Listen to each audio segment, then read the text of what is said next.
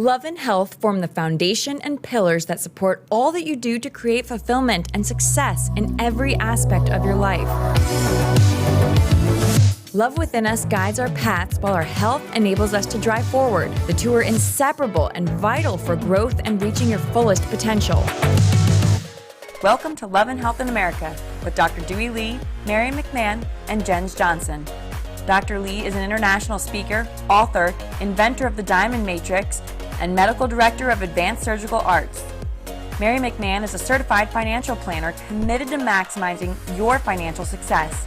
And Jens Johnson, the Mindset Master, is a best-selling author, speaker, mastermind facilitator, and success mindset coach. They are committed to help you succeed by optimizing your health, finances, and relationships. Please join them and explore all the facets of love and health to achieve and live your abundant life. Here are your hosts, Dr. Doohi Lee, Mary McMahon, and Jens Johnson.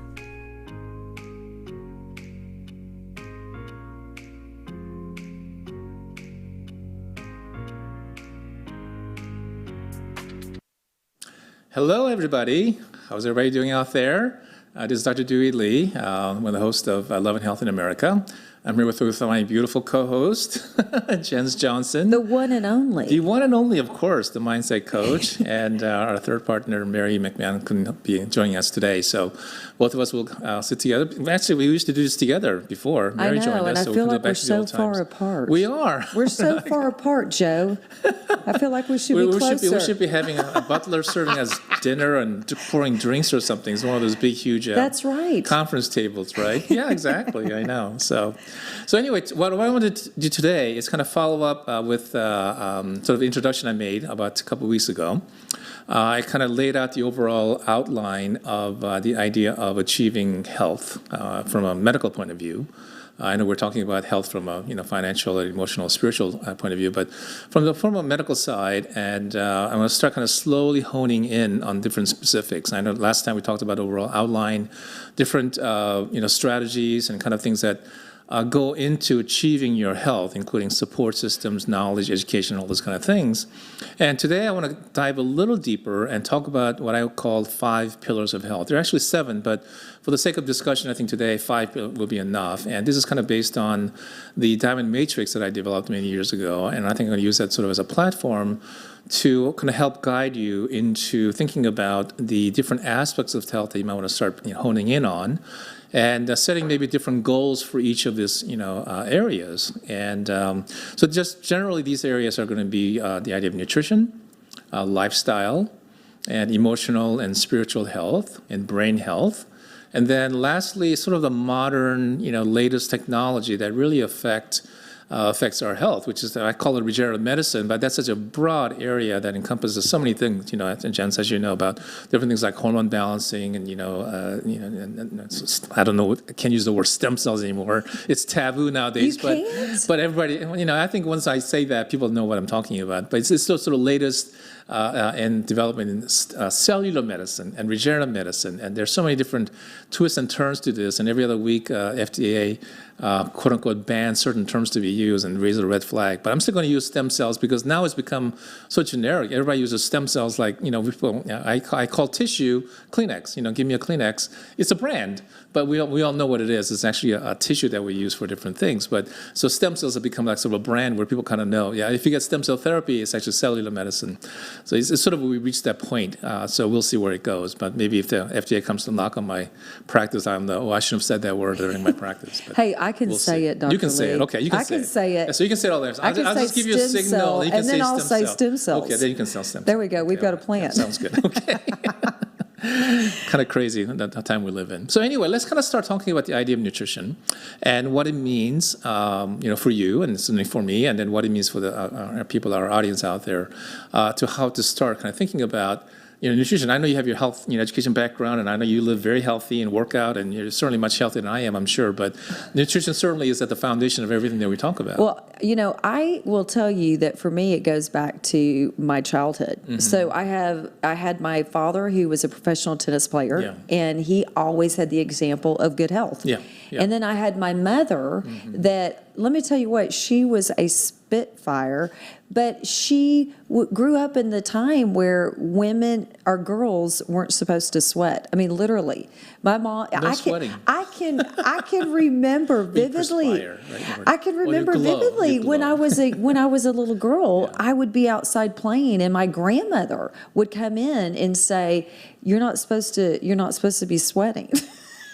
So my mother, she is from, a Latino heritage. And so she did Spanish dancing when I was younger. And I remember her doing that. But I saw these two different examples. And my dad exercised all the time, obviously. He ate right. He drank a ton of water. And he just spoke about good, healthy habits. Then my mom was the opposite. And what I saw with my mom is she consumed so much sugar. Oh, my God. She just was a sugarholic because we know that's what happens. You get addicted to sugar. So she had multiple health issues. So where my dad was on no medication whatsoever, and he's 90 years old, about to be 91 in a couple months, and he's still no medication. Unbelievable. My mom always had health issues, and she was always on medication, multiple medications. And I don't know, there was just something about looking at the two different examples in front of me, and I said, I picked that one. You really had a laboratory growing up. You didn't realize I picked that one. You didn't realize it. And That's amazing. it was really what influenced me to go into health and wellness, so that my undergraduate degree is in health and wellness, because I understood from experience that we as individuals really have more control over our health and our wellness than anybody was really telling us. And I've got that proactive personality. Yes. So I just said from the get-go, I want to model my health like from my dad. And that's what I did at a very young age, started to eat right. I remember, do you remember the Shape magazines? I think they still have it. They still have it, Okay, I remember I would get those magazines and I would read them from cover to cover. And so it was a personal decision for me. Exactly. But I know a lot of people that, listen, even if you don't make a decision, it's a decision, and that's how they live their life. Exactly. Yeah. Well, I think there's been so many different erroneous, information, and not only from science, because science is a growing field; it never really stands still. Because as we learn more things, different data that we used to have 50 years ago, change. And I think we talked about this before we started about the RDA, that recommended daily allowance. That came out, I think, during the war, to come up with a level that would literally keep people from dying. That's what RDA is. It's not a goal for health. It really is the foundational, rock bottom nutritional level of vitamin C and vitamin D, whatever those things may be, to keep you literally from crashing and dying. So that was the RDA. So if you achieve your RDA, you barely reach the barest minimum of survival rather than health. So, when you buy vitamins and spend money in stores to buy different pills and they have RDA and it's 5% or 10% above RDA, it's like, it's nothing because you're really getting nothing. And, so I have to say a story that was a really big benefit and it really speaks to who you are. Because for years, I would go in every year and I'd get my blood work done. And my primary care physician would always run the vitamin D. And I think it was about 7 to 9 years ago, he just stopped. And so I asked him, I said, how come you're not checking my vitamin D level anymore? Now, it was always, it started in the 20s, like the 20 to 30s. And he said, well, because insurance will not pay for it unless you go through a specialist and they order it. Oh my God. So he said, but if you want it, it'll be $300, $350, something like that. And so I said, no, that's okay. Then when I met you about 3 years ago and I went and had my blood work done with you, from that time that had happened to when I met you, I started learning about how important vitamin D level is. And your goal should really be 60, not 30. Yeah, I shoot for 80, actually. And I worked at it like crazy. And when I had it done with you, it was 70. So and I was astounded because, most people walk in with, levels of 20 or 30, And if I see anybody over 40, I'm actually overjoyed. But it's something that small that if people were really educated on what levels should you be working towards and what food and nutrition should you really be consuming and what extra vitamins, because it's a land grab. It is. It really is. And there's so much disinformation out there. And every day there's somebody selling something that does everything for you, and you end up getting pilot pills and things like that. So it's just there's no end to it. But you really have to kind of understand the basic foundation of nutrition. And believe it or not, it's actually very simple. I mean, we're talking about pills and all those kind of things.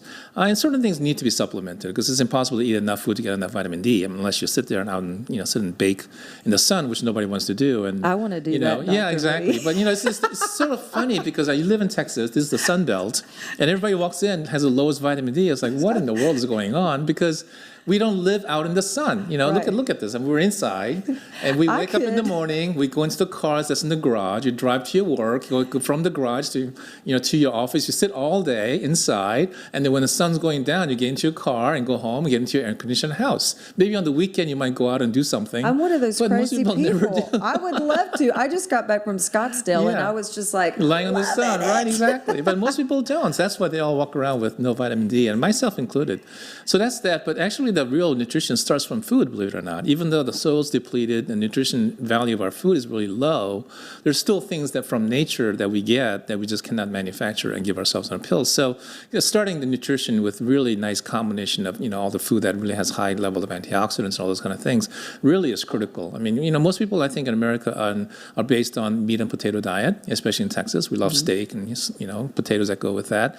That sort of forms the foundation. Don't take my meat away, Dad. Exactly. Don't take my meat away. But you have to supplement that with other things that really complement the basic protein. And from your standpoint, what is that? What's the right nutrition people should be shooting for with regards to how many fruits and vegetable servings, how many meat, fish, all of that? Well, it's really individualized, believe it or not. I know we have the food pyramid, which is actually upside down. Right. Actually, food pyramid should be the other way around. And they have the carbohydrates as the biggest base, which is the problem. Like you mentioned, your mother with the sugar. I mean, if you eat too much white bread and all those things, that's all sugar. Right. Anything that you consume. I'm Asian, so we eat a lot of rice, but we grew up with that. But maybe somehow. But if you eat too much rice, that turns into sugar as well. So the whole idea of having the carbohydrates as a foundation of nutrition really is backwards, and it should be protein. And but everybody's different. Their metabolism's different. Some people have allergies, so it really has to be individualized. But it really needs to be, I think, redistributed. So percentage has to be distributed more towards having more protein and actually healthy fats. People think, I don't want to have any fat. I don't want to have any oil. Yes, there are a lot of oils you don't want to have. There's certain oils that produce inflammation in your body, like canola oil, sunflower oil, and kind of seed oils. They have a lot of trans fats and things like that. So those kind of things you want to avoid as much as possible. And a lot of, unfortunately, my wife is, Chinese, so she does all these Asian cooking. As I look at her oils, like, what are you using? Of course, she argues with me. I grew up with this. It's like, yes, I know. That's China. So I try to slowly turn her into more healthy oil, like avocado oil and things like that. And believe it or not, avocado oil actually has a very high flash point. You can actually fry with that. It's very healthy. And a lot of the things like olive oil people use, but you can't fry with it because it breaks down. When it breaks down, it literally turns into poison. So that's not something you really want to cook high temperature food.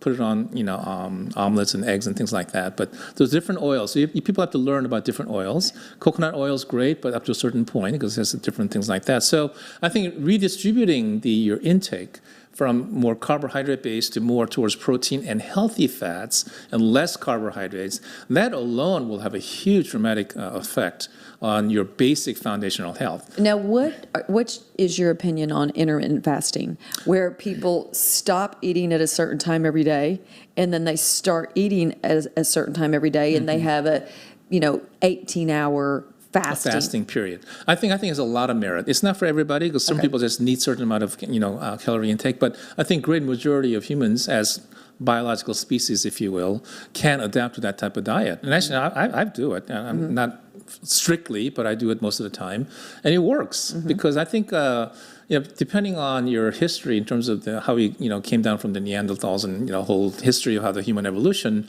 that certain biological mechanism and metabolism is kind of set in. And that's what the intermittent fasting kind of mimics, is the way we used to live in the caveman days, because we didn't eat all day long. I mean, you're lucky if you had a couple of things to eat in a couple hours a day. Right. And when you ate, and after that, you kind of went through whatever you got. So your body's metabolism is kind of set for that. So it really has a lot of merit to it, but again, it's individualized. And not everybody can handle an 18-hour fast. Some people can do maybe 12 hours, maybe even 10. But you have to kind of really modify that for an individual person. Well, what's amazing to me is something that I've done when I worked with clients specifically with health and wellness issues, is I would always say, just do one change. Yeah. Just make one change. Yes. Make one change, do that for 90 days. Then add another one, change in, another good habit for 90 days. And you'd be amazed when you're complete with a full year, the impact that just even just not drinking soda. Yes, that's a huge start. Just take soda out. Take bread completely out. I know. Sugar. Now, I know it's hard to completely take sugar out, but this isn't everything. I know. But that's exactly what I do. It's funny because, many people come to me and they always talk about, losing weight, shaping up and all that. That's everybody's goal, right? I mean, including my own. So it's like, well, what are you doing? It's like, well, I walk, I do this, I do that. Well, that's great. What about your diet? Well, I'm trying, which means they're not doing anything. Yeah. So I said, okay, fine. If you're really serious about this, if it's really serious, come back in a couple of weeks and give me 2 weeks of what I call a food diary. I mean, everybody knows what that is. Exactly. Just literally write down everything that goes in your mouth, including a sip of water, and do the best you can. And, most people do about 3-4 days and they give up. But even those 3-4 days will tell me exactly what they eat, because what they eat those 3-4 days pretty much is the rest of it. So that tells me right there, okay, the Pop-Tarts, donuts, maybe people are still, I had a salad. People are still eating Pop-Tarts and donuts. Well, you know what I'm talking about. Something that's equivalent. And so, a salad, and they have this, they have that, but they have, Coke and this, and they have 2-3 Cokes. And so I tell them, okay, the easiest way to start this is to literally get rid of your Coke. And any kind of soda, any kind of diet soda, Coke, whatever. If you really have to do it because you're kind of addicted, you can have one. But you cannot get rid of 3 or 4 others that you're getting. Let's start there. Right. Do that for a couple of weeks until it feels good for you. You'll start to feel better. And little by little, by chipping away without making huge impact, all of a sudden their diet can be made different and they're not suffering. And the reason people don't stay on their diets is because they suffer, because they have the cravings and they want this and their body wants something. I definitely. That's kind of how I handle that. I definitely have the mindset of let people ease in to change. I mean, it's hard to do cold turkey. Some people can do it. Very few. Very few people can. Very few people can do it. You're setting yourself up for failure. Yeah. And this is a lifestyle change, which I know is one of the 5 pillars, is your lifestyle. It's lifestyle. Yeah, that's the next and you one have to be able to maintain it. Exactly. So let's say, we go through everything and people start eating healthy, which, obviously will take a few times. But I always tell people, listen, you can eat all the best food in the world, but if you sit there and watch TV and surf the channels all day long, not much is going to happen to that food, So the lifestyle terms really has to do with just getting up and moving. We have, hundreds of bones in our body, hundreds of joints. So we're made to move. We're designed to move and, move our muscles and all that. So we're not designed to be couch potatoes. So even just walking, start there, and then add a little bit more. Maybe not everybody needs to jog, but even just adding a little weight. There's a lot of studies coming out now that as you get older, increasing resistance training.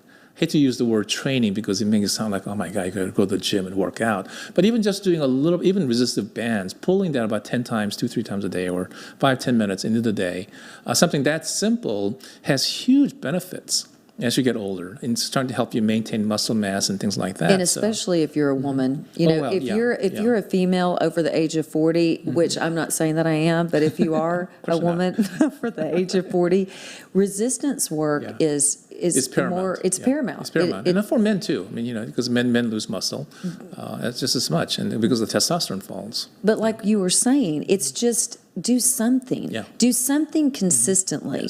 Yes. So 30 minutes a day, 5-6 days a week. Now, are you? Do you prescribe the 7 days a week, or How many days a week do you Generally, you recommend? need it depends on how intense you are. I mean, if you're just walking around the block, you can do that all day long, and 7 days a week is fine. If you're really having a regimented, workout routine where you're really stressing yourself, you have to give yourself a day of break. So, whatever you want to be, Saturday, Sunday, Monday, whatever you want it to be, but a day should be given where your body can recover and recuperate. Because I think, I was like this when I was young, because when I was younger, I didn't know anything about exercising. I thought, okay, I'm just going to just exercise every day, But too much of that makes your muscle fatigue, and you cannot develop. So your body needs time to recover, and essentially during the rest that your body's actually building muscle, and people don't realize that. And when you look at the 5 components of success, the last component is accountability. And so I'm going to really recommend that people get with a workout partner. Yeah. You can't just say, I'm going to be accountable to myself. Yeah, You've got to let other people know what your goals are, and you have to write those goals down. Yes. And check in with that person, or go out with that person and walk and work out. And, the thing that I was just thinking about, now this is not my problem, it really isn't, but a lot of people, they don't put their health first. Right. They don't. They just take it for don't. It's not granted. a priority. People take it for granted. They take it for granted. They Yeah. don't put it as a priority. Work is more important than their health. Their kids are more important than their health. Right. Their spouse is more important than their health. Cleaning the house is more important than their health. Now, I don't have this problem because I say my health is more important than all of that. Sure. And I've just had that philosophy, but many people don't. Yeah. Well, they have such a sense of obligation, I think, to everybody except themselves. I think this is kind of most people's kind of giving nature. And, when you're having different kind of situations with family relationships, you always think about somebody else. And unfortunately, yourself goes down. But if you sit back and think about, okay, what if something happened to me and I cannot be there? What's going to happen to spouse, your children, your work, everything else? Well, it's all going to go away. You have to be there. I mean, that's Right. the whole point of health, is being there and participating and partaking on life and relationships and love and all those things. But so if you forsake your health and you're ill, well, you can't participate. Right. And all the people that you value cannot, have you as part of their life. Right. So that's why, exactly what you're talking about, maintaining your own health, even though it may sound selfish, it actually is not, if you actually No, think about it, it's because not. that enables you to give more to yourself, to others, and to your job and everything else that And you value. I'll tell you, my mom, because of all that sugar that she Yeah. consumed, and all the medication she consumed, and all of the sedentary lifestyle that she didn't, that was her lifestyle, she ended up having dementia. Yeah. And she was a diabetic, and to watch her decline and to go through what she went through, where my dad is, he's Completely sharp as a opposite tack. side, yeah. He's sharp Completely as a opposite tack. side, So it really, it's a gift, not only that you give to yourself, but it's a gift that you give to your family to Exactly. stay as healthy as Precisely. possible. So that's why the two, the basis, food and lifestyle. You need to take the nutrients and then make your body work, and then that helps you develop further. That's such an important part. And then the other one that I think is critical that most people don't think about, and is what I call, spiritual and emotional health. And this is actually very different than more of the organic brain health. Spiritual emotional health really comes from the heart. And last time we talked about the head and the heart, right? And I threw in the gut as a third step. But those three things kind of have a harmony. You have to balance all those things. You have the intellectual, you have the heart, and you have the sort of instinctual part, which is the gut, that kind of operate all together, sometimes simultaneously at different aspects. But having a healthy sense of who you are and what you are, and the value that you have, not only as yourself, as a person, as a human being in this world and universe, but the role you play, in the relationships. And I have several layers of relationships. And most people don't think about the first layer, and the first layer is really the most important one. That's the relationship with yourself, to yourself. And that kind of goes back to what you just said about valuing your health. Well, that's your relationship. Primary first relationship is I value myself. I'm going to take care of myself because nobody else really will. And then once you have that established, then you can extend that to your family, your children, your spouse, your friends, etc. And then that's the next layer. And then from there you go to your neighbors and your coworkers and colleagues, and then you have other people that are next layer of relationships. But it all starts with the foundation of having a secure sense of who and what you are. And it's critical because a lot of people spend their lives still searching what am I in this world? Right. You go through life, educated, get married or whatever, have a job, and you have a career, and you reach the end of your career, and you look back and you think, okay, what have I done? And that all starts with the idea of who and what you are, because once you have that identity, that helps you establish your goal and establish your mindset towards achieving those goals. And that's, then you can come back and look and say, okay, this is the trajectory of my life. And if you're, of course, people can live a lot longer. I'm here now. What am I going to do for the next 5-10 years? Right. Well, and that's really was my career, has been my career evolution. Was I started in just the physical health and wellness, and now I focus primarily more on spiritual and emotional. That's what really mindset is all about. Our minds are our most powerful tool. And there's so many people that they don't love themselves. Right. Because when you love yourself, you do take care of yourself, and you see the priority in everything that you're doing. You don't allow people to treat you poorly. Sure. You don't put poison and toxins into your body. Right. Exactly. It's completely, and I love it that you mentioned that that's really your first and most important relationship. Yeah. Because if you don't love yourself, nobody else will. no. They can't. And it's difficult for you to love anyone else if you don't love yourself. Sure, exactly. It's the basis of all of our relationships. And one of the things I say is, in order for a person to grow, they have to be in an environment of love. Exactly. And that environment of love, obviously, it does start with them. And one of the things I do in my mastermind is I say, a lot of times, I will just love on people. I create an environment of love, and then we're just loving on people, Sure. and we love on them, and we love on them, and we love on them. You borrow belief, and then once they start to love themselves, when that relationship starts to increase, they start to achieve their goals. Well, and they're like, self-respect, wow, this is amazing. And it's just, I always say, love is the missing ingredient that people, they don't realize. They've got all these goals, but they're not having success or the results they want to achieve. And let's face it, success takes time. I always say success happens in decades. So don't beat yourself up, okay? Do so, There's no into it. That's right. And it just takes time, but you have to be around the right people as well. Exactly, yeah. And that touches back on the kind of team that we create and all that, and we can kind of go into it another time.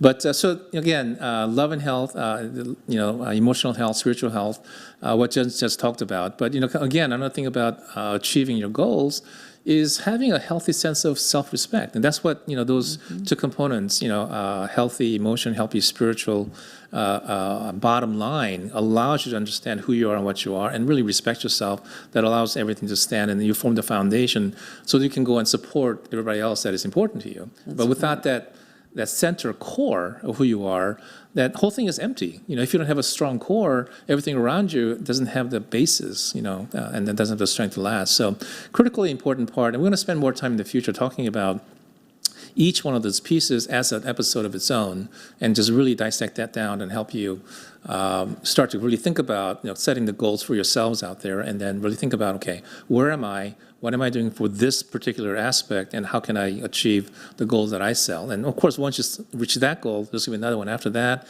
and keeps evolving. So that's the whole idea of how you achieve ongoing dynamic health. So these are the three parts. Now, from emotional and spiritual health, of course, the relation that really close is brain health. Now, brain health is much more of a medical, organic health. Brain as an organ, and I give lectures on this in terms of what brain is and what it does. I mean, of course, you could spend decades talking about just the brain by itself, but just in terms of how important the brain is as an organ, critical organ in our body, and because it literally is it's the seed of who we are, what we are, emotionally, spiritually, the thought process, intellectuality, everything that we talk about comes from a healthy, functioning brain.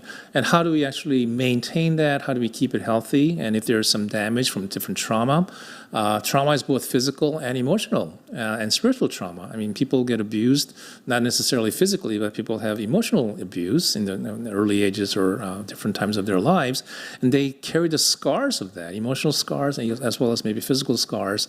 They go hand in hand. So all those kind of things would play a critical role. And once you have some techniques to analyze the status of your brain from a physical and organic point of view, and then of course that relates into the sort of abstract, point of view of what it does to you. But if you can establish the status of your brain, I mean, let's say you're out there, having difficulty with depression, difficulty with anxiety, having problems with PTSD, traumatic brain injury from whatever sources, it's very difficult to have a very stable and ongoing, life. And all those things we talked about, the nutrition, lifestyle, and emotional, spiritual health, all those kind of things fall back into a healthy brain. So we still have to really think about, okay, if I'm having these issues, how can I figure out what's going on? And that's the hard part for most people.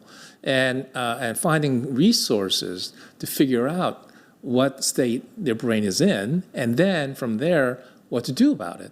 Well, what's amazing to me, and you tell me if this is correct or not, but the brain as an organ it's almost the least discussed, the least taught, researched, where how does somebody find out what's going on in their brain? Yeah. Well, one of the things that I do, there are different techniques, of course. We have different scans like MRI and CT and all those kind of things. And of course, we only use that when something goes wrong, like if you have an injury or, have a sense of stroke or something like that. But there's another technique that I use. You're familiar with this. It's called a SPECT scan. It's a nuclear scan that I use to actually evaluate the functionality. And the big difference between the first types like MRI or CT is that they show you what the brain looks like. And, the brain can look fine. In fact, most people running around out there, when you scan their brain, the brain's going to look fine. There's nothing really wrong with them physically. But it's actually the functionality, what is actually going on inside, that causes different issues. And that's what the SPECT scan does. And there's something else, another technique that's a little bit less, called neurofeedback and whatever. But QEEG is a different way of looking at the brain waves and getting a picture of that as well. So there's another technique of doing that. But SPECT scan, I think, is really a little bit superior because it gives you a three-dimensional picture of what the brain looks like. And from that information of functionality of the brain, you can assess the different deficits, different imbalances. And I use that tool to really help people identify the source of their issues. Some people go through depression and anxiety. And what's interesting is, we talked about this, the way the business of medicine works. Depression and anxiety are actually symptoms. It's like having a knee pain. My knee hurts. Okay, well, knee pain is not a diagnosis. Because people treat, okay, you have knee pain, here's some, Advil, here's some different medicine, right? Well, you're treating a symptom. Next level is, okay, what is causing the pain? Okay, that's why we have different scans to figure out, do you need surgery? Do you need an injection? Do you need massage? Whatever. So you need to kind of figure out the source of the pain. Well, same thing is true with depression and anxiety. Those things are actually symptoms, not diagnosis. But we have, billions of dollars of pharmacological out there to treat depression, to treat anxiety. You have pills for all those kind of things. Well, it never goes into the asking a question, why are you depressed? Why are you anxious? What's causing these things? So that's the whole idea of using things like the SPECT scan to find out the different areas of the brain that are out of balance that result in your behavior or symptoms of depression and anxiety. And then once you localize those areas, then you can target the treatment and therapy to rebalancing those areas of the brain. That's my focus, is to actually always go to the core and the source of those issues rather than doing the bandage work of treating the symptoms. Well, and there's so few doctors that do what you do. That's I think one of the main issues for a lay person walking around. They've probably never even thought I should get a brain scan. Exactly. They've never thought that. Nobody thinks about it. Yeah, the doctors don't think about it. So that's something I think that for anybody that's struggling with anxiety or depression or any of those types of issues, you really should Go see Dr. Doohi Lee. Oh, we'll certainly kind of give you an idea of the organic functionality of the brain. But I mean, people will search, therapists. I mean, there are hundreds and thousands of therapists just even in Dallas alone. And, of course, people talk to them and all this kind of, they talk about their issues, which is very important. They need to discuss things and air things out. And that is part of the healing process. But I just wonder how many therapists out there really kind of think about what is causing my client or my patient's problem. What has happened? I understand all the stories, the emotional trauma and all those kind of things, but they don't realize that the emotional traumas or physical traumas actually have a direct physiological effect on the brain itself. It affects the functionality of the brain. So if you can take, somebody coming in and say, okay, let's talk about your issues. Okay, I understand you have a list of, these things. Let's get a scan to figure out where they're coming from. And I don't know if it's because they think they're going to lose their business or, once you treat their cause, they're going to go away and not have a client anymore. Maybe that's part of that. But, I mean, we're all here to serve people. You want to find out the problem as soon as possible. But just because you kind of rebalance the brain doesn't mean how they deal with the problem goes away overnight. It doesn't work that way. Well, no, and when you are depressed and you have anxiety and you're thinking negative thoughts, then that really starts to change the way the brain operates as well. You have to rewire everything. It's a cycle. So you really need to get out of that depressed feeling. You need to get out of those thoughts. You need to practice gratitude. You need to have faith. There's so many different things that you can do. Meditation is something that's wonderful and great. There's a ton of different things you can do, but you don't want to stay in that negative state. Exactly. So there are different ways to get you out of that. So at least you can have some strength and energy to start dealing with those issues you've been struggling with. I mean, I help a lot of people to rebalance their brain. They feel better, and that kind of gives them a more strength to say, okay, I know it's not the end of the world. I can actually do something about it. It actually helps them start to, road to recovery, and the recovery takes time. But at least they know that, number one, quote unquote, it's not in their head or they're crazy, sort of an oxymoron. And just knowing that there is something physiological that's, unbalanced, that's something that can be rebalanced and fixed, that alone makes them huge. It's like, oh my God, okay, it's not the end of the world. It gives them hope. Because some people honestly believe that this is their state of their life forever. Yeah. And it's not. It's not. You can get better. Yeah, and then hopefully the people out there will realize that the brain has the power to heal itself. That is something that people don't realize. That, I have injured my brain, that's forever. It's like, no. The brain recovers, actually heals, and gets better. You can actually do scans before and after treatment to know that, the brain functionality does change. So there is hope. There's hope for everybody. It's just really a matter of, I think, finding the right path and maybe the kind of right people to work with to help you achieve that. And that's really a critical part of the 5 pillars, of health that we're talking about today. And the last of it is really sort of a more fun, modern type of thing. We've talked about, things like stem cells and everything before, but it really hasn't come to a forefront of medicine as it has recently. Stem cells have been around for, centuries. People known about it. It's something that we know what it does. Stem cells are the cells that actually go and fix everything in your body. Without stem cells, we'll all be dead in a couple of months because nothing gets fixed, and stem cells go and do that. And unfortunately, as you get older, the amount of stem cells in your body decrease steadily, and if by the time you're 60s, late to 60s to 70s, you're down to less than 10% of the stem cells you're born with. Do I need to have some stem cells taken out right now? That's just the stem cells in your bone marrow and whatever. It's just the way it is. Yeah, people actually bank and harvest their stem cells. I was going to say, do I need to do that, Dr. Lee? There are banks that actually they hold your Should fat I cells. do that, Dr. Lee? Oh, no, you don't have enough fat to get any stem cells out of you. You got nothing. I'll do it if you tell me to. So I can go on a McDonald's diet, get fat, and we'll harvest the stem cells and go back and lose the weight. That's too much trouble. Yeah, I know. There are other ways to do that. So anyway, that area is very exciting for me because it's part of my practice. It's in the area of regenerative medicine. And regenerative medicine is a big area. It's a big umbrella. I mean, I talk about stem cells and all that, but that's just a part of it. Another big part of regenerative medicine is actually hormones. Rebalancing and optimizing your hormones as you get older. Again, that and also encompassing and balancing the nutritional aspect as you do your hormones. And then, of course, depending on the stage of different illnesses or different problems you may have, how to use the concepts of and the different products of cellular medicine appropriately to help you, optimize your recovery. And so that really is the whole part of regenerative medicine that I think is really, really interesting. The hormone part is, depending on what aspect of medicine you're practicing, practicing can be controversial. There are a lot of doctors who still don't believe in optimizing and balancing your hormones, and there are a lot of doctors who still don't believe in things like stem cells and those things either. So it depends on your perspective of how you've been practicing and the kind of knowledge and the kind of science you believe in. But I truly believe in optimizing different hormones at different stage in life. I mean, when we were all 18, 20, 21 years old, we had everything going. Everything was pumping. We were like invincible and live forever. And you never thought about anything because you hurt yourself and 2 days later you bounce back and you're back to where you were. And that's because of the kind of strength and the growth hormones we have and all the different things like testosterone, estrogen, progesterone, all the things that gave us youth was at full level. That's when we were at the prime of our life. And as we get older, it calms down.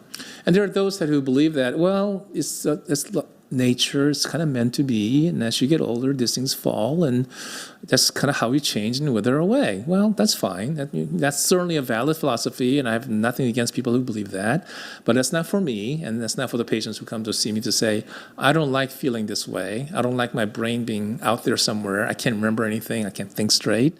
I don't have any sex drive, and I have no energy to do anything. I come home and crash.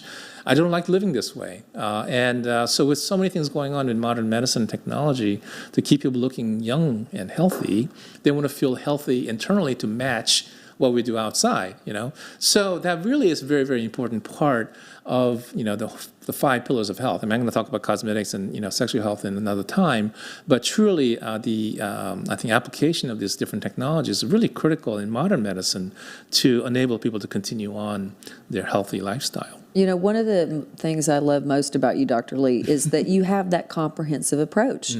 Because a lot of times a doctor isn't looking at that 5 or 7 pillars of the person. They're just looking at one, and they're so interconnected. They are, completely. that you've got to have at least one physician on your team that is similar to you. And I haven't met anyone else like you, Dr. Lee.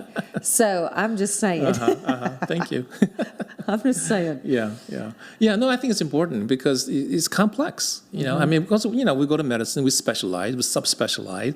Some people subspecialize, and we're just looking at a tiny little aspect of medicine. I mean, medicine is complex enough, and I understand why people do that because that's their focus of interest, and which is fine. I have nothing against that. In fact, we need people who are that specialized to have that level of expertise because things happen, and you want people who are truly expert at certain things, in case you need them. So kudos to all of those people. I have a different kind of specialty. It's not that level of subspecialty, but certainly subspecialty in a sense of looking at these things from a different level. It's not a generalist, even though I'm looking at these different areas that seem to be completely divergent. Emotional health, with hormones. I mean, how do you connect those two together? Well, hormones, estrogens and testosterone have a direct effect on your emotions. Think of women and they're going through their fertile period. Every month they have their ups and downs and mood swings. So tell me that hormones don't affect your emotions. Absolutely. Of course they do. Oh, so absolutely. That's just one, little silly example, but it's something that's true that everybody lives, every day, the women who go through these things. And men too, as the testosterone falls, their sense of confidence falls, the sense of vitality and the sense of maleness falls, and things change. Emotionally, they become different.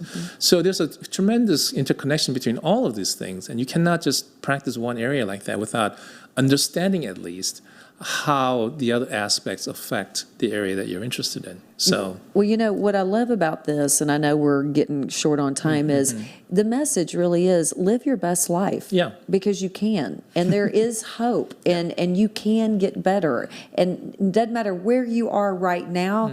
It only matters where you want to go, and connect with the right people that can help you achieve the life that you want to live, because you can. Exactly. You can. And the things that, we have the technology, we have the resources out there. You just have to kind of, go out there and search for it and find the people that you connect with, different physicians or different, professionals that help you.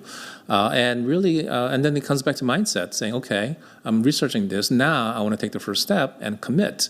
And that is the sense of commitment and the mindset that's put all that together. Right. And I'm going to encourage anybody that's out there that's watching that wants additional information or assistance in any of the areas that we discussed, just drop a comment in the comment box. We'd be happy to get back with you, because at the end of the day, you got to start. Exactly. Yeah, You got to it make a is. decision. It's and the first step. You've got to start. Yeah.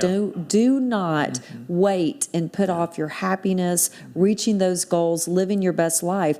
Don't put it off. Just start today. Make Yeah, the exactly. decision. Just one step, first step. That's all right. it takes. Yeah. So anyway, I think we've gone quite pretty well. So yeah, I hope all of you out there enjoyed this little discussion, and kind of sets the foundation for the future topics that we'll be discussing as well. And it's going to be all interrelated to what Jens talks about, and also what Mary talks about. Even though they're in sort of divergent areas, the concept that we're talking about here really kind of falls together, and it's really sort of some of those similar ideas back and forth, but applied to different areas that are important to us. I mean, we have love and spirituality, we have money and finances, and we have medical health. And those are three major, major important parts that need to be optimized at every step of the way to keep us healthy and, going well through the journey of life that we're all in together. So I think with that, we'll wrap up for today. I think we went quite long, and hopefully you enjoyed it, and hopefully you'll join us again next time. And until then, Live richly, love deeply. yes, and live healthy and stay healthy. See you next time. Bye-bye. Bye. Thank you for being with us for this episode of Love and Health in America. Dr. Doohi Lee, Mary McMahon, and Jens Johnson are committed to help you achieve a life full of love, health, and abundance. Please join us in our next episode as we share another facet for you to optimize love and health in your life. Until next time, love deeply, live richly, and stay healthy.